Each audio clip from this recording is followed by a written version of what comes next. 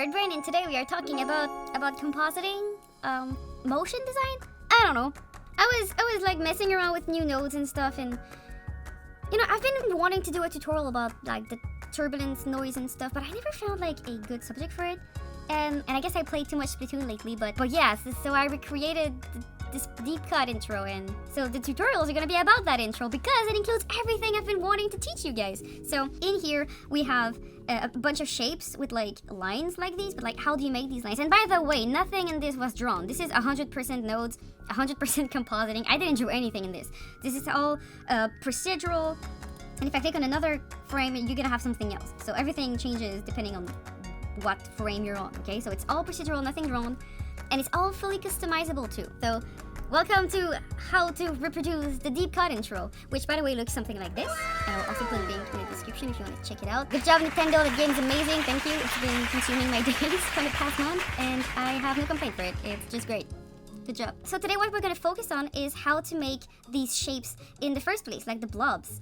How do you achieve those? And you achieve those with a mix of different nodes, and these nodes are usually a turbulent noise, a channel swap, and a remove transparency node. So these three nodes are very, very useful to create a bunch of different things. So from the little spots in the background to the big yellow gooey things and the black watery shapes, these are all done using a turbulent noise, channel swap, and remove transparency, okay? So let's get to it. So I'm not gonna work from this scene. I'm gonna actually create a new scene to show you this so that there's no clutter and it's just easier to follow. Let's have fun.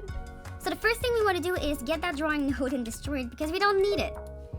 We're gonna press enter, get a turbulent noise. Be careful, you need the turbulent noise, not the turbulence. If you know a little thing about compositing, you're gonna know the difference, but basically, the turbulent noise is something you see, and the turbulence is like turbulating something with a noise. So if you had an image, you would like make it wavy and stuff, but that's not what we wanna do, so I'm gonna throw it away, get my turbulent noise, connect it here, and voila, absolutely nothing happens. So remember, you need to be in a render view to see something, but I still don't see anything. So don't forget to also put values in it. So this is not a tutorial on the turbulent noise. If you want to learn how to use it, I have other videos on my channel that you can check out. I don't have one specifically to the turbulent noise, but it's coming. But basically the turbulent noise is there to create like a visual noise for you. So I'm gonna just go ahead and write 10 into the frequency.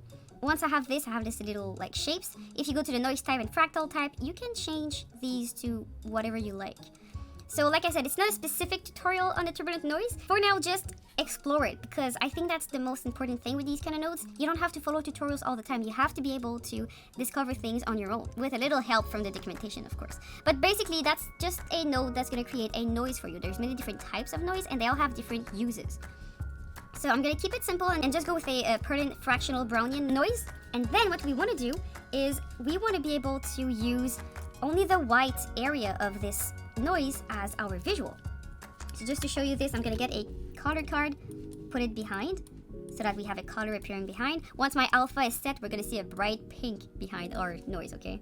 And then with my noise, what I'm gonna do is get, there's many ways to do this. Some people do it with a grayscale node. And you know, that's okay. You can take your grayscale node and put it as a matte output. I've shown that in many videos before. But the level up version of that would be to take a channel swap. So I'm gonna go get a channel swap. I will have a video on the channel swap coming up really soon. It's just in my list of subject to cover. But basically with the channel swap, what we're gonna do is just take the alpha channel, not from the alpha, but instead from the luminance, because our things are already black and white, so we don't need to put them black and white. We just need to get the luminance out so that we don't see the black anymore. Once you have that, it's great and could be used as is for some other effect. But what I want to do next is remove the transparency from around my little shapes, and I want to give them a color. So I'm going to do that first, just give them a little color. Maybe I'll go with just a slightly darker pink so that I don't destroy your eyes too much. Yeah, that looks good. And then I will use a remove transparency node. So the remove transparency node can be used for different things. Right now, what I'm gonna do is take the shapes that are blurry at the moment and remove the blurriness from the shape. So I'm gonna go here and insert it between my channel swap and my matte blur. And you're gonna get these cool shapes. So if I zoom out and I show you the before and after, this is without the remove transparency and this is with the remove transparency.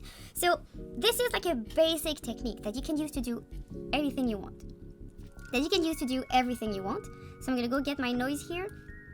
And if I change, for example, the value to 5 or to 1, it's gonna change how it looks. So 1 is what I use to get these broad shapes.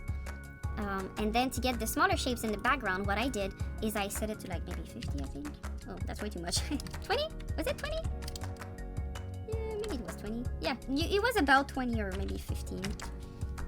And if I recall, I used to get these shapes. So, and it's super easy to play with and customize. And once you have that, the possibilities of what you can do with it are infinite. So that's not what I'm gonna cover today. Today the goal was just to take the turbulent noise and go from this to this. So I'll see you again next week to push this even further and have more fun. So have a nice week. Bye-bye.